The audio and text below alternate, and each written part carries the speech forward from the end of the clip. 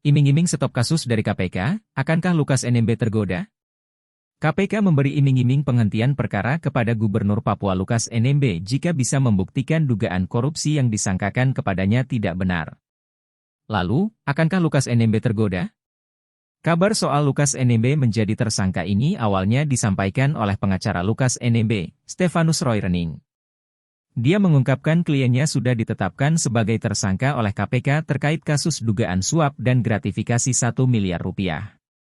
Roy mempertanyakan dasar penetapan status tersangka tersebut. Roy mengatakan kliennya Lukas NMB menjadi tersangka di KPK sejak 5 September 2022. Dia menyebut hal itu yang membuat KPK memanggil Lukas NMB sebagai tersangka di Makobrimob Kota Raja, Kota Jayapura, Papua, Senin 12 September. Saya mendapat informasi bahwa perkara ini sudah penyidikan, itu artinya sudah ada tersangka. Ada surat dari KPK, 5 September Bapak Gubernur sudah jadi tersangka, padahal Pak Gubernur sama sekali belum didengar keterangannya, kata Roy kepada wartawan di Makobrimob Polda Papua, seperti dilansir Detik Sulel. Roy menyebut dugaan suap itu diduga diterima Lukas karena hendak berobat ke Singapura pada Mei 2020. Roy menuding penetapan kliennya sebagai tersangka merupakan kriminalisasi. Menurutnya, sangat memalukan bagi gubernur jika menerima suap dengan cara transfer. Kalau dibilang kriminalisasi, ia kriminalisasi karena memalukan seorang gubernur menerima gratifikasi 1 miliar rupiah, gratifikasi kop melalui transfer, memalukan, tuturnya. Roy mengatakan kliennya juga sudah meminta izin kepada Mendagri untuk berobat ke luar negeri karena dalam kondisi sakit per 31 Agustus 2022.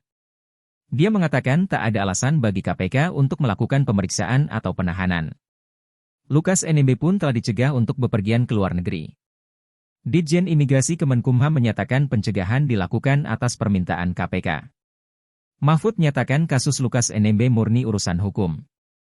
Menko Polhukam Mahfud MD pun buka suara soal kasus yang menjerat Lukas NMB. Mahfud menyebut kasus tersebut murni masalah hukum. Kasus Lukas NMB bukan rekayasa politik. Tidak kaitannya dengan parpol atau pejabat tertentu. Melainkan merupakan temuan dan fakta hukum, kata Mahfud dalam konferensi pers di Kemenko Polhukam, Senin 19 September. Mahfud juga menyebut ada kesimpulan penyimpangan dan ketidakwajaran di rekening milik Lukas NMB yang dilaporkan oleh Pusat Pelaporan dan Analisis Transaksi Keuangan, PPATK. Jumlah uang di rekening itu disebut mencapai ratusan miliar.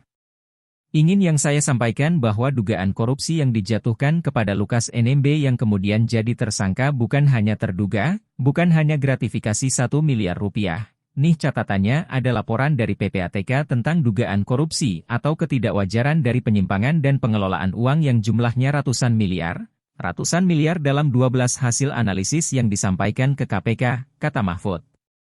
Mahfud menuturkan hingga saat ini sudah ada 71 miliar rupiah rekening atas nama Lukas NMB yang diblokir. Mahfud mengatakan bukan 1 miliar rupiah rekening Lukas NMB yang telah diblokir. Kedua, saat ini saja ada blokir rekening atas rekening Lukas NMB per hari ini sebesar 71 miliar rupiah yang sudah diblokir jadi bukan 1 miliar rupiah, tuturnya. Mahfud juga mengatakan ada kasus dugaan korupsi lainnya yang diduga melibatkan Lukas NMB dan sedang didalami. Mulai dari pengelolaan dana Pekan Olahraga Nasional, PON, hingga pencucian uang.